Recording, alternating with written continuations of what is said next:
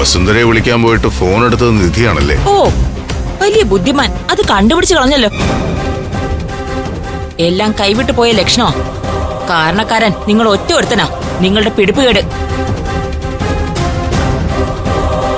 നാളെ പ്രണവ് കോടതിയുടെ കൂട്ടിക്കേറിയെന്ന് 2 പേരുകൾ പറയും. CK ചന്ദ്രബോസും ജ്യോതിർമയി. പ്രതികൾ കുറ്റക്കാർ.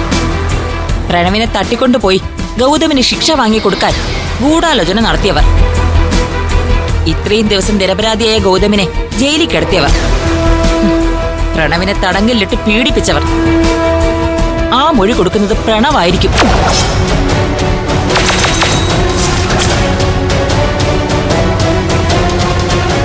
ഗുണ്ടകളെ വെച്ച് പ്രണവിനെ പിടിച്ചോണ്ട് പോയതും ഇത്രയും ദിവസം അവനെ ഒളിവിൽ പാർപ്പിച്ചതൊക്കെ വെറുതെയായി.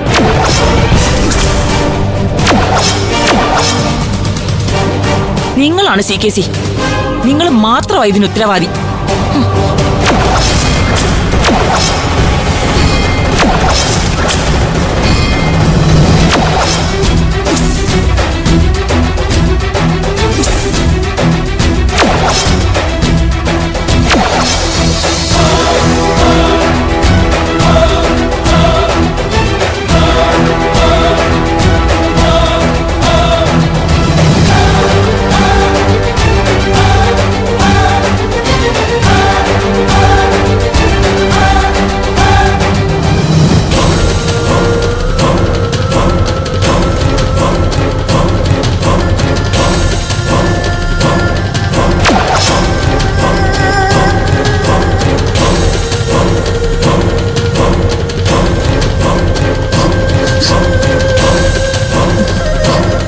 അപ്പോ നിങ്ങളാണല്ലേ എന്റെ പ്രണവിനെ തട്ടിക്കൊണ്ടുപോയി ഒളി സങ്കേതത്തിലിട്ടിരുന്നത്?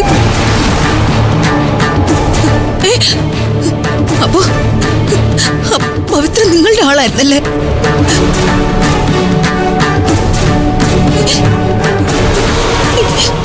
എനിക്ക് വിശ്വസിക്കാനേ പറ്റുന്നില്ല. നിങ്ങളെ സ്വന്തം അച്ഛന്റെ സ്ഥാനത്തല്ലേ ഞാൻ കണ്ടിരുന്നത്.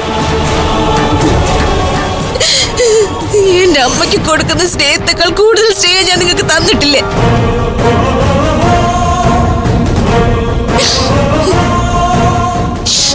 സ്വന്തം മോളെ പോലെയല്ല, മോളാണെന്നല്ലേ നിങ്ങൾ എന്നോട് പറഞ്ഞിട്ടുള്ളത്. പ്രണവ് പിറക്കാതെ പോയ മകനാണെന്നും പറഞ്ഞിട്ടില്ലേ? എന്നിട്ടും കൂടെ നിന്ന് ചതിച്ചു. ശിവാനി, അത് മിണ്ടി പോരുന്നു നിങ്ങള്. എനിക്കൊന്നും കേക്കണ്ട. നിങ്ങളൊക്കെ പറയുന്നത് കേട്ട് അതൊക്കെ അനുസരിച്ച് ജീവിച്ച് ഇപ്പൊ ഇതുകൂടി കേട്ടപ്പോ എന്റെ തലച്ചോറ് മരവിച്ചു. ഇനി ഒന്നും കേൾക്കാനുള്ള ശക്തി എനിക്കില്ല. ഈശ്വരമംഗലത്ത് നിന്ന് ഇറങ്ങി എന്റെ വീട്ടിൽ അഭയം കിട്ടാതെ തെരുവ് കൂടി നടക്കുമ്പോ കഴിഞ്ഞതൊക്കെ മറക്കണമെന്നും ഉള്ളിൽ സ്നേഹം മാത്രമേ ഉള്ളൂ എന്നും പറഞ്ഞ് നിങ്ങൾ കാറ് കൊണ്ട് നിർത്തി കയറാൻ പറഞ്ഞു. അന്ന് ഞാൻ ഉള്ളാലെ ചിന്തിച്ചൊരു കാര്യമുണ്ട്. എല്ലാവരും ഗൗതമ നിധിയെ പോലെ അല്ലാന്ന്. എന്തൊക്കെ പറഞ്ഞാലും സ്നേഹിക്കാൻ അറിയാവുന്നവർ ഈ ഭൂമിയിലുണ്ടെന്ന്.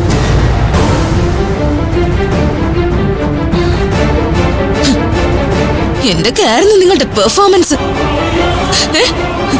പ്രണവിനെ കാണാതായിട്ട് ശിവാനി പിടിച്ചു നിൽക്കുന്നതേ ഞാൻ സാന്ത്വനിപ്പിക്കുന്നത് കൊണ്ട് മാത്രമാണെന്ന് പറഞ്ഞ് സങ്കടപ്പെട്ടവരല്ലേ നിങ്ങള്?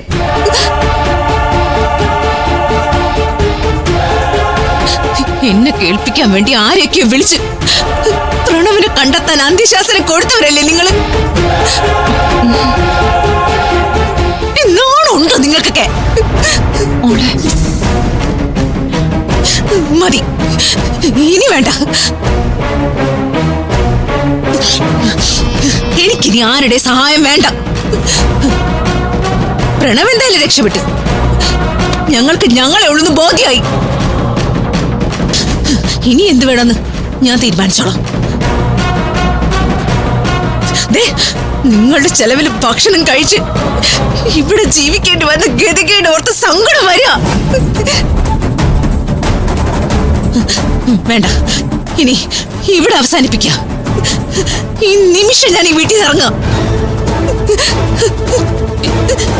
ശിവാനി, നിക്ക്, പറയുന്നത് ശിവാനി ഞങ്ങൾക്ക് പറയാനുള്ളൊന്ന് കേക്ക്.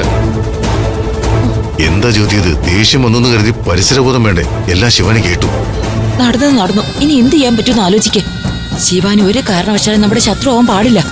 അവളെ ഉപയോഗിച്ച് വേണം പ്രണവിനെ തിരിച്ചു പിടിക്കാൻ. രണ്ടിനെയും വിട്ടുകളയാൻ പാടില്ല. എനിക്കറിയില്ല എന്തു പറഞ്ഞതിന് ശിവാനിയെ മയപ്പെടുത്തുമെന്ന്. ഒരു പിടിയും കിട്ടുന്നില്ല.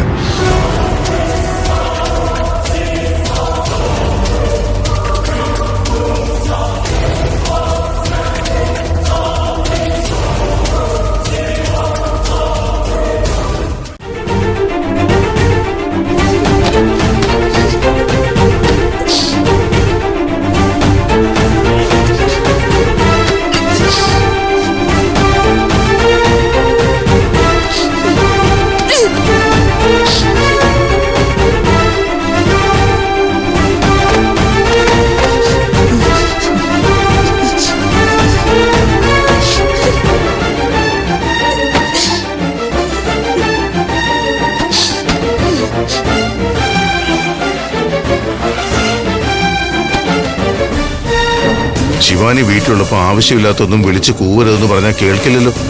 ഷേ, ഇനിയിപ്പോ എന്തു ചെയ്യും?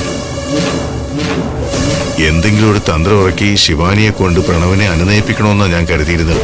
എന്തായാലും അതും ഗംഭീരമായിട്ട് പൊടിഞ്ഞു കിട്ടി. കുറച്ചു മുന്നേ എന്നെ നീ വായിൽ വന്ന് മുഴുവൻ വിളിച്ചു പറഞ്ഞ് ആക്ഷേപിച്ചല്ലോ. ഇപ്പൊ നീ ചെയ്തോ?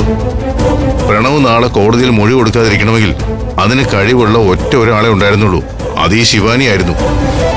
നിന്റെ അശ്രദ്ധ കാരണമല്ലേ ഇപ്പൊ ശിവാനി ശത്രുവായി മാറിയത്. കിട്ടിയ അവസരം മുതലെടുത്ത് എന്നെ കൂടി പ്രതിപട്ടികയിലാക്കാൻ നോക്കാതെ ശിവാനിയെ തടഞ്ഞു നിർത്താൻ എന്തെങ്കിലും വഴി നോക്ക്. ശിവാനി എല്ലാം കേട്ട് കഴിഞ്ഞു. ഇനി എങ്ങനെ അവളെ തടയാനാ? എന്തു പറഞ്ഞ അവളെ വിശ്വസിപ്പിക്കും?